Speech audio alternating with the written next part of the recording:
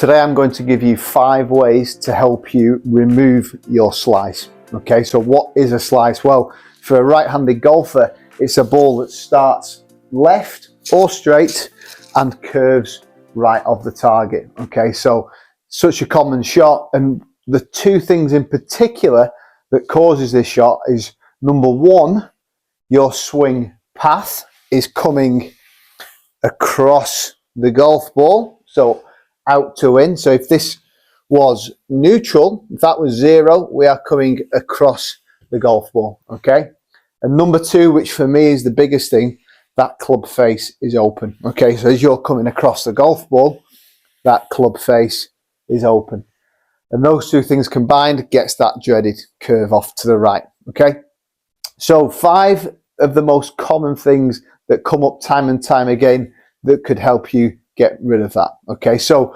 number 1, okay, is all around your alignment. And when I talk about alignment, it's the club face and it's your body. Okay, so when I say body, feet, knees, hips and shoulders. Okay, so if we think about our target straight down the line there, generally what we find with slices, they generally get open with the stance and open with the club face. And you can see generally my open stance, that will dictate that path that goes from out to in, and obviously that open club face will compound that error and it will slice it off. So it's something really simple that anyone should be able to get that club face nice and square, pointing at your target, because remember, the club face is where the ball starts, and we want to get your feet, knees, hips and shoulders nice and square.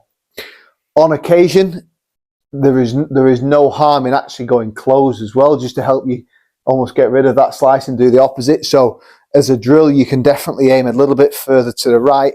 You can close the club face at setup. So that's something that we try and do to hit a draw shot. Okay. Number 2 is all in the grip. Okay. So generally what we see for slicers is that they have a weak grip, where this left hand is too far under the club and the right hand is too far over the club. Okay. With a weak grip, what we would then see is that club face would get quite open on the backswing, and then in particular, it's very hard to square that face up when it is in a weak position. What I would say is try and get yourself into a much stronger position. So really get that left hand coming further over, where we can see 2 or even a 3rd knuckle. So really get yourself into that strong position, and then you're going to feel that right hand a little bit more under the club. So that stronger grip will allow you to keep that club face a little bit more square in the takeaway and the backswing.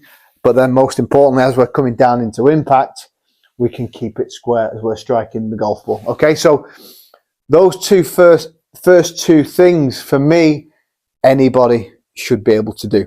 Okay, now into the backswing. So we've addressed the club face there, but now into the backswing. So as I said, coupled with that open face, people tend to get over the top across the golf ball, and that's where that path influences what the curvature is doing. So we need to start developing a flatter backswing. So instead of lifting up with your arms, I need you to feel like you're turning a bit more with the body, and that club is moving more around the body. Okay, so you can see as I go to the top of my backswing, my arm plane and my hands are just above my shoulder there. As soon as they get too steep, what tends to happen, we come across. If we go more around, those hands are sitting more behind, and that is a flatter backswing. If you can create a flatter backswing, again, that's going to help you swing more from the inside. Okay. Tip number 4 is to do with your left wrist or your lead wrist. Okay, so what we find in the slices is that when they get to the top of the backswing, this lead wrist gets very cupped. Okay, as soon as I cup my wrist, what you'll see is that club face gets very open. Not only that, it makes it very difficult to shallow the club. Okay, so at the top of the backswing, we want to feel like that lead wrist is in a much flatter position. You can see there between sort of my left arm, the left wrist is nice and flat, and that gets that club face nice and square at the top, and it allows me to shallow it on the way down. Okay. My final tip before I give you one simple drill at the end is the release. Okay, so as we come down, the release is essentially from halfway down to halfway through. Okay, and if you think about where the toe of the club is as we are coming down, we've got the toe of the club that is pointing up halfway down, and then we've got it pointing up halfway through. So from this angle here, we've got the toe of the club up.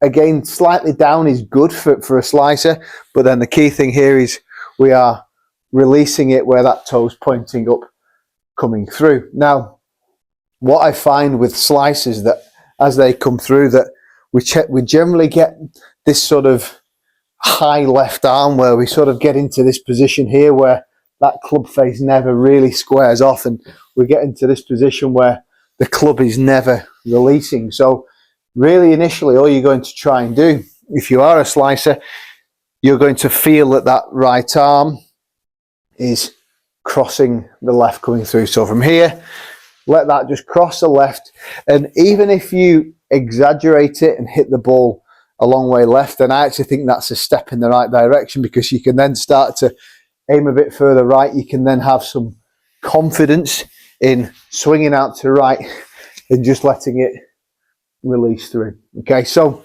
simple drill. What you're going to do, guys, is you're going to get your head cover of your driver and you're just going to pop it behind here. Okay, so don't get anything that you think you might break. Just get a head cover nice and soft, and you can just pop it behind the ball and slightly on the outside. Okay, so you can imagine here, if you're a slicer, if you were to come over the top, you would hit that head cover, and obviously, you know, that would give you that feedback that you're looking for. So quite simply, now again, remember, if we're looking at these 5 elements today, clearly you won't be doing everyone wrong. Likely probably only 1, maybe 2. Okay, but even if you just go through a checklist in your mind, am I doing that, am I not doing that, quite simply get into that setup position, make sure everything's square. If it is slightly closed, that's a good thing. Check the grip. Yeah, so that's point number 1. You're then going to check your swing plane. Again, we want that flatter plane. Check that lead wrist position, make sure that's nice and neutral, and then you're going to check that release, making sure you're squaring it off. So quite a simple drill, guys. Get you swinging a bit more from in to out. It should definitely help you reduce or remove that slice.